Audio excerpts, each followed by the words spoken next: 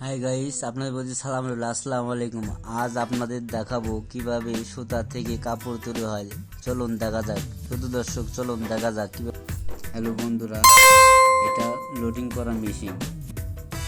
এটা সুন্দরভাবে লোডিং করা হয়। এক সুতা থেকে আর এক সুতাকে গিটু দেয়।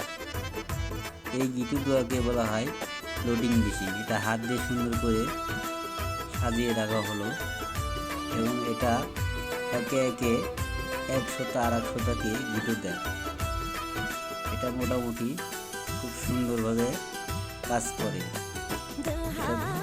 এই ফ্যাক্টরির পরিবেশটা খুব সুন্দর, মানুষগুলো খুব ভালো, সুন্দরভাবে দায়িত্ব হিসেবে কাজ করে, নিজের দায়িত্বে কাজ করে।